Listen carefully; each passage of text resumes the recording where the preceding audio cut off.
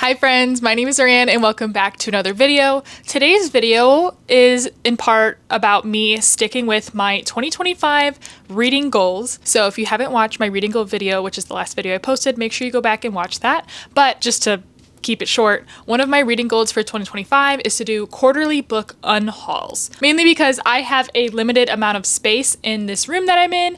I love owning books, I love collecting books, but at some point it gets to be a little overwhelming, especially when I receive books faster than I can read them.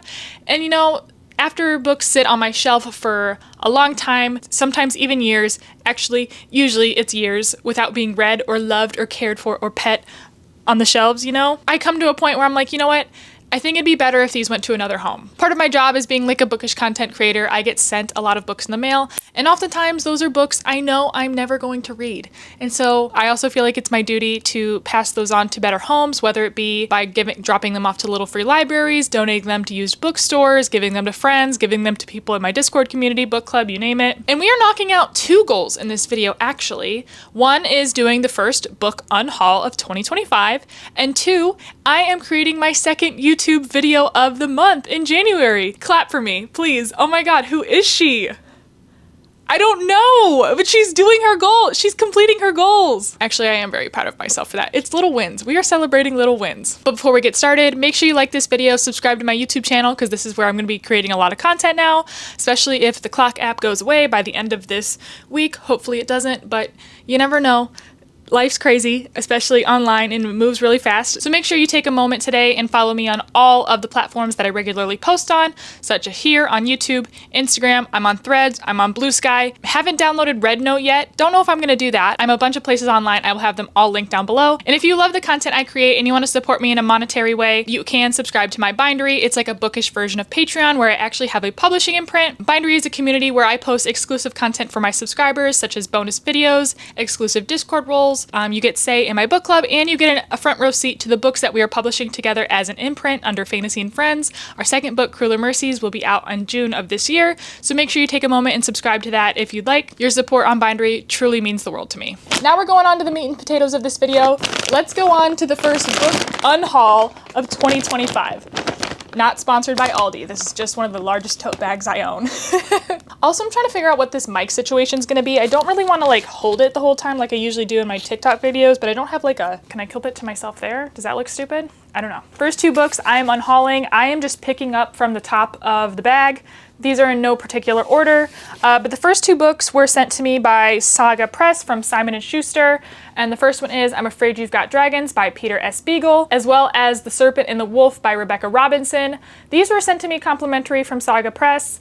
I haven't read either of these, they're both in perfect condition, but to be completely honest, I just don't think I have the room on my TBR to prioritize either of these reads right now. If you've been following me for a long time, you know I love a book with dragons, which is why I piqued interest in I'm Afraid You Got Dragons by Peter S. Beagle. I have not read the cult classic The Last Unicorn by him, but I was like, maybe I might. And honestly, I just don't see myself picking this up in the future unless it becomes like a book club pick for some reason. And at this point in time, I don't think it's going to be. I do love the cover of this book a lot. This illustrative style really gets me to my core, and it has that like storybook fairy tale feel to it, which I think is super cool. But I don't see myself picking it up. As for The Serpent and the Wolf by Rebecca Robinson, I just don't think I'm going to get to it anytime soon. As I read more over the years and I continue to refine my palette, I have become super picky with the romantasy books that I choose to pick up and tend to enjoy. I'm starting to realize that I don't think I'm like a capital R romantasy reader. Like, there are romantasies that I have truly enjoyed, but there's a certain balance of fantasy and romance that it has to have for me to like consider it like a great out of the ballpark read. And I'm just not willing to take a chance on a lot of books that are just sitting on my shelf. No fault of the book, I don't think I'm gonna read this, and that's why I'm gonna be unhauling it today. So if you're a romantasy reader and you check the reviews and you think this sounds good, might be worth picking up.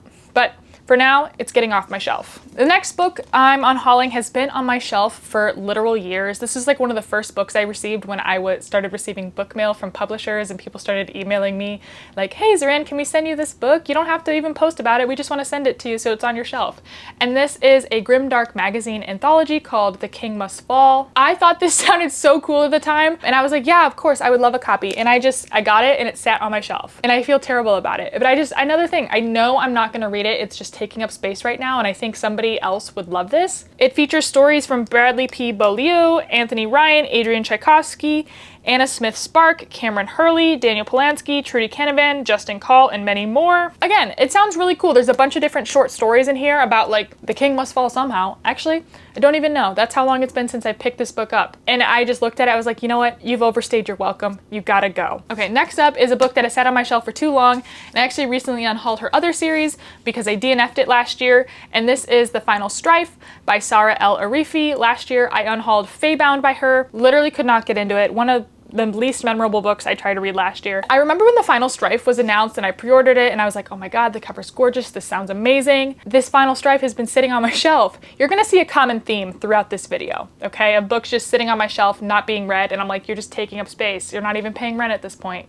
You got to go. And that's what happened to The Final Strife. Nothing against Sara El Arifi. I might even like this book, but I think if I pick it up, I'm probably gonna do it on audio. Just having the book on my shelf right now just isn't necessary. That's why I'm gonna be unhauling it. Maybe I'll take another chance on Sara El Arifi in the future, but right now, I'm not motivated to do so. Okay, the next one is a book I haven't read, but I picked this up when it was still self-published, and this is the self-published edition of The Bridge Kingdom by Danielle L. Jensen. This is a romantasy series that I think I would really enjoy because I know there's a lot of political machinations happening at the forefront, and I feel like, knowing the reader that I am, this is the type of romantasy that I would enjoy. I have the new traditionally published editions of The Bridge Kingdom by Danielle L. Jensen, so I really just don't need a duplicate on my shelf.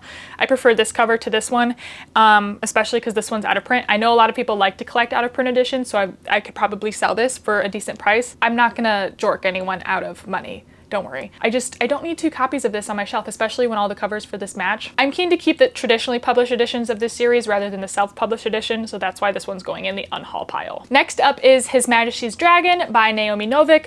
This is a beloved dragon series. Y'all know me, I love a book with dragons. Dragons can do no wrong in my book, but I really just don't know if I'm going to get to this series, and I think if I do, it's going to be on audio. I'm a big audiobook reader. I know the Temeraire series is seriously beloved. I have had a bad experience with Naomi Novik in 2024. Yeah, last year I read the Scholomance trilogy for a podcast with a friend, a book reviews kill, and I have never read a trilogy like the Scholomance books. Those books were seriously not for me. I know they are for a lot of readers, but those books were seriously not for me. I'm not creating this video to talk bad about the Scholomance series, but like, reading that trilogy and hate reading it with friends really put me off from reading Naomi Novik in the future. And so whenever I see this book, His Majesty's Dragon, sitting on my shelf, it like, my eye twitches a little bit, and I'm just like, I just can't have this book taking up real estate on my shelf anymore, especially if I don't know if I'm ever gonna read it. I think this is a 9-book series, and I had enough after 3 of this trilogy. So like, am I ready to commit to a 9-book series of books I don't even know if I'm going to enjoy yet? No. No, I'm not. These next books hurt my soul a little bit to unhaul, but it's a case of I don't think I need duplicates of these. And these are the most gorgeous books you might ever lay your eyes on. And you're thinking, Zoranne, if they're gorgeous, why are you unhauling them? It's time, babes. It's time. And this is the Alumic Crate editions of She Who Became the Sun and He Who Drowned the World by Shelley Parker Chan. These Alumic Crate editions is just some of the best work they've ever done. I absolutely, like, end papers and all. It's really, really amazing. I've read She Who Became the Sun twice now. I loved it even more the second time around when I reread it in 2024 for one of my bindery subscribers. Here's the He Who Drowned the World. Also really friggin' gorgeous, has no right being this pretty. They're even signed. Excuse me? Hello? Coming here to say I'm unhauling these gorgeous editions because I have not read He Who Drowned the World. I just haven't. And I have the standard editions of She Who Became the Sun and He Who Drowned the World on my shelf. And to be honest, She Who Became the Sun does not take up as much of my personality as I would like for books that I should own duplicates of. Like, I love this book, but like, do I think about it all day, every day, nonstop? To the point where I feel like I should own multiple editions of it? No. No, not me bending the covers of these. Okay, the next 2, these were gifted to me by Bloom Books, and that is the first 2 books in the Plated Prisoner series. We've got Gild and Glint by Raven Kennedy. I think I might like these books, actually. I can't tell if I would. I know people whose taste I trust who love these books, and I also know people whose taste I trust hate these books. So it really is going to depend on like what kind of romantasy reader you are. If I read these, it would probably be on audiobook or on my Kindle with KU, but I don't know. And knowing the kind of reader I am, I don't see myself reading these anytime soon, nor do they need to take up space on my shelf. This is a very popular series and I know they will go to a good home. So Guild, Glint, you're gone. I'm kidding. I actually wouldn't do that. I wouldn't throw a book. But I did knock a bird off my shelf. Do you guys like my Valentine's Day birds? Also, this cup of coffee has been sitting on my shelf this whole time and I haven't even taken a sip of it. Ember Mugs, if you ever wanted to sponsor a video of me, hit me up. My email is in the description of this video. Ever since I got one of these Ember mugs, it's like a heated coffee mug, trips to the microwave have been down 99% according to the data. Just saying. Next up is Siren Queen by Niveau. I love Niveau. I think they are such an amazing author. The Singing Hills cycle are some of my favorite novellas that I love to read as they come out. I haven't really delved into Niveau's more like longer novellas or novels. I remember purchasing Siren Queen because I was in like my Singing Hills era and I was like, oh my god, I want to read everything that Niveau has ever put out. And so I bought this the day after Christmas, like 3 years ago I want to say, when Barnes & Noble does their half off hardcover sales. May that sale rest in peace because it was a 33% off this past year. Do better, Barnes & Noble. Anyways, I bought this because it was half off and I'm like, I'm not paying full price if I don't have to. Who would? And even though I love the half off hardcover sale, the downfall of that sale is that it leads me to purchasing books that I have no idea if I'm going to read or not, and I'm only buying them because they're half off, so why not? I'm really saving money. I'm making money if you're talking about it in girl math. Even though this book is short, it retails for $27, so I got this for like $14, a steal. Oh my god. But I haven't read you in 3 years, Siren Queen. You have to go. Voted off the island. Okay, another one that I'm unhauling, and this one kind of hurts. I am unhauling A Wizard of Earthsea by Ursula K. Le Guin. I read this a few years ago and I absolutely loved it, and I totally understand why Ursula K. Le Guin is just like mother of fantasy. And then I stopped there and I just haven't read it. And I think the next books in the series are pretty short. So if I think I'm going to read them, I'll do them on audio. But I really just don't see myself prioritizing the Earthsea cycle anytime soon. Le Guin is a legend for a reason. And I really want to check out her other work, especially that's like in the more sci-fi dystopian realm. The Left Hand of Darkness and The Dispossessed. I think those are some really foundational works of sci-fi and fantasy that I would love to check out at some point. But right now, I just don't need this on my shelf, especially as it stares at me and it's like, read the next books in the series, Zoranne. Do it! A Wizard of Earthsea, you're voted off the island. I'm going to try to go through these last ones pretty quickly because I don't want you to be here all day, even though I do love watching an unhaul video, I can't lie. The next book is The Fairy Bargains of Prospect Hill by Rowena Miller. This cover is so pretty. I love looking at it on my shelf. I'm just not a typical cozy fantasy adjacent reader. I like my stories more grim, more dark, more high stakes, and so cozy fantasy tends to be really hit or miss for me. And I don't want to label like every whimsical book as like cozy fantasy because I know like cozy fantasy has like a strict definition, but like these whimsical fairy Emily Wilde type books, I do love Emily Wilde, don't get me wrong, just tend to be, like I said, hit or miss for me. And I don't like having a book on my shelf not knowing if I'm going to like it or not, if you make sense. Like, and this came to me in a Caffeine and Legends box, and their picks are usually great. They introduced me to a lot of books that I have never heard of before, which is my favorite thing about that box. But sometimes when I get a book that I don't know, and then whoever gets this book should be very excited because it comes with a signed book plate. Okay, the next book is Leviathan Wakes by James S.A. Corey.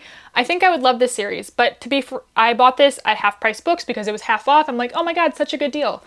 I bought it just because I have no idea when I'm going to read The Expanse, and if I do, it's probably going to be on audiobook, and it's a 9-book series, so realistically, when am I, me, Zoranne, who has like commitment issues towards starting and finishing series, going to read a 9-book series?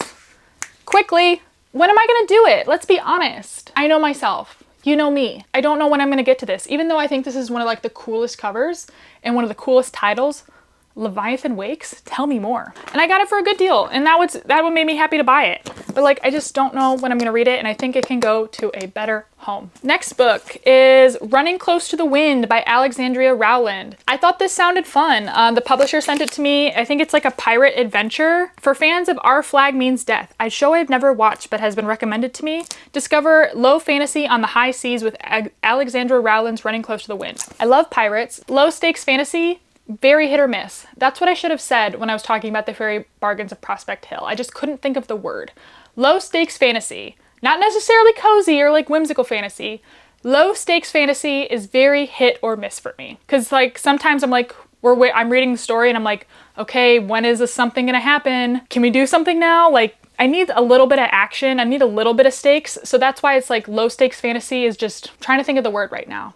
Besides saying hit or miss 5 times in a row. Coming back to the phrase where I don't like having books on my shelf that I don't know if I'm going to enjoy. It's not you, it's me. And that's why we're gonna be unhauling Running Close to the Wind by Alexandra Rowland. I am vibing with the colors on this cover though. I love something that pops off the shelf and makes me go like a, oh my God, let me look at this. Let me pull it off. Let me look at it. Let me stare at it. 10 points for that though, but taking those away because you're going somewhere else. Okay, and the last book that we are unhauling actually hurts my soul a little bit. It really does. It is the 10th anniversary edition of The Name of the Wind by Patrick Rothfuss. Years ago, when I was really getting into fantasy, after I read like ACOTAR and like the other entry points into high fantasy, I checked out The Name of the Wind by Patrick Rothfuss, and like many people on this earth, on this platform, I fell in love. I was blown away. Never read anything like The Name of the Wind before. It became my entire personality for at least a few years.